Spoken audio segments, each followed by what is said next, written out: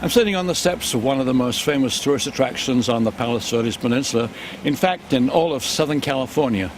Although it may look like I'm in a forest, I'm actually at the Wayfarers Chapel. Come inside with me as we explore this absolutely fascinating architectural landmark in Southern California. The idea of a Wayfarers Chapel goes back many years to the 1920s, when one of our members of the Swedenborgian Church, Mrs. Schellenberg, her father was a Swedenborgian minister. She's a member of the local church down in Los Angeles. She lived up here on the peninsula. She always thought, wouldn't this be a neat place where there could be a little chapel where the travelers, and again, this was a dirt road at those times, not the freeways and so on. We're talking about 1920? The 1920s could come by and on their trip stop by for some spiritual refreshment. Did they think way back then about getting married here? Not really. The idea of the architecture was originally Ralph Chester. You may have heard of Ralph Chester. Lived right up here behind the chapel, and his design was a Spanish mission type of thing. And the idea there would be one of the California missions and so on. World War II came along, and all construction and so on ceased, as you know. Then, after the war, the plans again went forward. Ralph Chester was not really satisfied with his design, and he asked his friend, Lloyd Wright, to submit a design. We're talking about the world-famous... We're talking about Frank Lloyd Wright, Jr. Oh, Jr. Yes, the son of the father. And he dropped the Frank and the Jr. and went by Lloyd. Okay. He had an experience following the war up in the Northern California redwoods.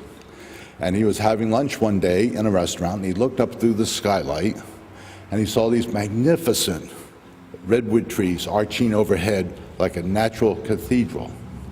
And he was so impressed that he said, if I have a chance to build a church, this will be my inspiration. Which is why this place is surrounded by, what kind of trees are these? Are these redwoods? These are, surrounding the chapel itself are redwoods.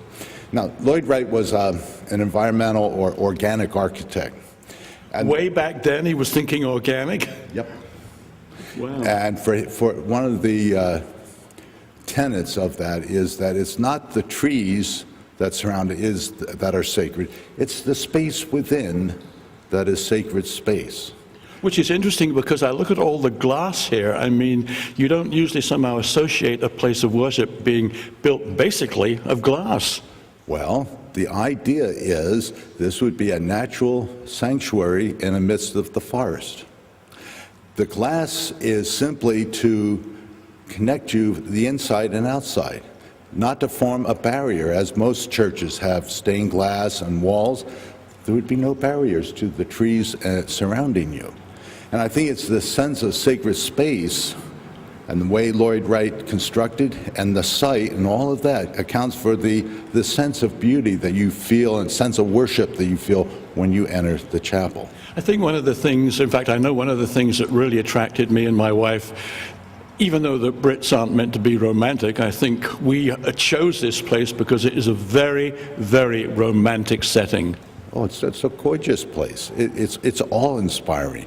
Over the years, I have watched people come in and literally sit down, and I can see once in a while the tears coming, and I know the tears? The tears, that there's this very intimate relationship going on between the individual and their sense of what God is like.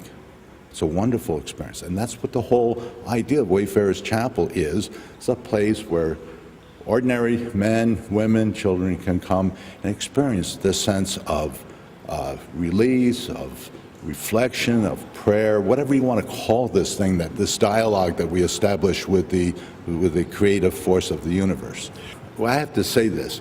I have no idea how many weddings I have conducted over the years. Matter of fact, I've stayed away from that kind of statistic because if I said to you and your wife, you are the 3,750th wedding I've celebrated here, that trivializes your relationship. But you need to be very special. You need to feel that is the only wedding going on that day, and so on. And you feel really special. That's what we want to do, is lift up the value of relationships and celebrate them here in the midst of the chapel and the sense of the presence of God. Let's go and take a look at some of the other facilities that you have here. I know one of the most beautiful, or one of the many beautiful things here, are the incredible vistas that you get right outside the chapel. My wife says I have the most beautiful working conditions in the world. Yeah. So anyway, you were asking about the trees. These were redwoods. And you can just now, as you look up, just begin to get that sense of the branches overarching. Now, these were planted like little saplings 60 years ago. And by the way, we're glad you came because we are almost ready to celebrate our 60th anniversary. Wow. The chapel was opened dedicated on Mother's Day, 1951. So coming up, will be 60 years here. Harvey, we're standing outside the chapel, and over there in the near distance is the Visitors Chapel. What exactly is that, a visitor center? The Visitor Center is a place where we can welcome wayfarers. They will come wanting to know more about the chapel, what it is about, and pointing them to different locations on the grounds they may wish to stroll through, and a little bit about the services we offer, and a little bit about the architecture, and a little bit about Emanuel Swedenborg and our denomination. So it serves as a place where people can come and be greeted and welcomed. Do you also have a gift shop? There's a little gift shop in there, yes, where they can purchase various literature, some remembrances of their visit, and so on. What about things like websites? I'm sure when people watch this, they want to know, is there a phone number they can call? And I'm sure that you have a website. Oh, yes, we have a very, very nice website. It's www.wayfarerschapel.org. And would you prefer that to someone calling, or would you like to also have a phone number? They're also welcome to call 310-377-1650. And I'm sure, as we're all getting older every year, I'm sure this will be here, hopefully, for literally hundreds of years. We certainly trust that and pray that happens. So if you're thinking of getting married in a really romantic setting, come on down here to the Wayfarers Chapel. Until next time, thanks for watching. I'm John Clayton.